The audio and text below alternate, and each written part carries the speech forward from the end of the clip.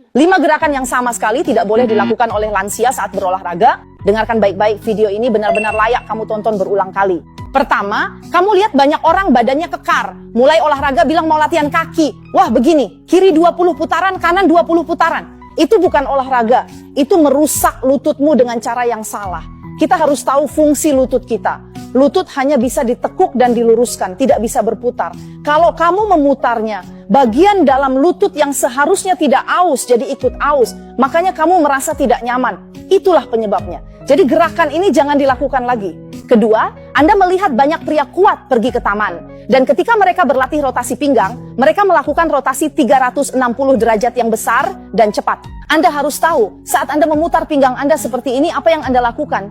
Seluruh tulang belakang lumbar kita tersusun atas segmen-segmen yang saling berhubungan. Bagaimana dengan latihan pembentukan pinggang ini? Latihan itu hanya boleh dilakukan dengan meregangkan ke satu sisi saja, jangan diputar. Kita bisa meregangkan ke kiri atau ke kanan, termasuk membungkuk ke depan. Semua peregangan ke depan seperti itu boleh dilakukan. Tapi Anda tidak boleh memutar pinggang 360 derajat seperti itu.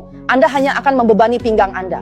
Jadi setelah tahu ini, jangan lakukan gerakan itu lagi. Yang ketiga juga sering kita temui, yaitu leher kita. Aduh, begitu merasa di sini tidak nyaman, langsung diputar-putar, bunyi krek-krek, diputar dengan cepat pula. Ada juga yang memutar leher dengan sangat kuat, sampai bunyi krek-krek keras. Perlu kamu tahu, saat kamu memutar leher, apakah kamu bisa mendengar suara seperti gesekan di dalamnya? Kalau ada, itu adalah suara gesekan antar ruas tulang lehermu. Bayangkan, tulang leher kita terdiri dari 7 ruas saling terhubung dan setiap ruas memiliki ruang tetap. Jika kamu terus menggesek dan memutarnya, keausan di dalamnya akan semakin parah. Pikirkan, apakah lehermu masih bisa sehat? Jadi jangan lakukan gerakan. Lalu satu gerakan sering dilakukan teman-teman olahraga, menarik otot bagian belakang paha. Sering bilang, 1 inci lebih ramping, 10 tahun lebih muda, menariknya, kedua tangan begini, 1, 2, 3. Ya ampun, peregangan dinamis. Kamu bukan hanya menarik bagian itu, tapi membuat pinggangmu tidak kuat menahan beban. Orang membungkuk. Di mana tekananmu? Semuanya ada di pinggang. Jadi apakah sebaiknya kita melakukan peregangan? Memperhatikan metode peregangan. Bagaimana peregangan dilakukan? Ayo berdirilah dengan kaki seperti ini, lalu perlahan-lahan gunakan tanganmu untuk merenggangkan tubuh di sepanjang kakimu.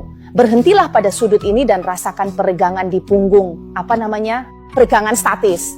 Anda bertahan pada sudut ini selama 20 detik, 30 detik, atau 1 menit, lalu perlahan berdiri lagi. Pada saat ini, tekanan pada semua orang berkurang. Hanya dengan melakukan peregangan seperti ini, Anda dapat benar-benar melakukan peregangan tanpa membahayakan tubuh. Apa poin kelima? Ini adalah pembentukan kesadaran otot. Banyak dari kita, terutama teman-teman yang bertubuh kuat, saat belanja di supermarket, membeli beras, tepung, atau minyak, langsung membungkuk dan mengangkatnya begitu saja. Coba lihat gerakan ini. Di mana posisi pinggangmu? Pinggangmu sepenuhnya membungkuk. Semua beban dan gaya gravitasi ada di mana? Semuanya ada di pinggangmu. Coba pikirkan. Kalau kamu tidak hati-hati dan salah gerak, bukankah kamu malah rugi sendiri? Jadi ketika kita sudah mencapai usia tertentu, kita harus meningkatkan kesadaran otot ini. Jika kita ingin mengangkat benda berat, apa yang harus kita lakukan terlebih dahulu dengan tubuh kita? Gunakan otot kita untuk melindungi tubuh, yaitu saat kita membungkuk ke bawah, kamu tidak boleh membungkukkan pinggang, luruskan punggung dan pinggang, tekuk lutut, maksimalkan lebar tubuh. Lalu di mana kamu meletakkan semua beban, termasuk berat benda ini? Letakkan beban itu pada pinggul dan paha, baru kekuatannya cukup. Dan dengan meluruskan pinggang seperti ini, pinggangmu tidak akan cedera, tidak akan terluka. Coba lihat, saat kamu mengangkatnya, siapa yang bekerja? Pinggul dan paha kamu yang bekerja. Jadi, saat kita mengangkat benda berat, kita harus benar-benar memperhatikan untuk melindungi pinggang. Dan biarkan pinggul serta paha yang mengeluarkan tenaga. 5 hal ini harus benar-benar kamu perhatikan. Bagi teman-teman bertubuh besar seperti kita, ini sangat berguna. Tentu saja, semua ini kesimpulan saya selama 28 tahun di bidang ini, dan saya harap bisa membantu kalian semua.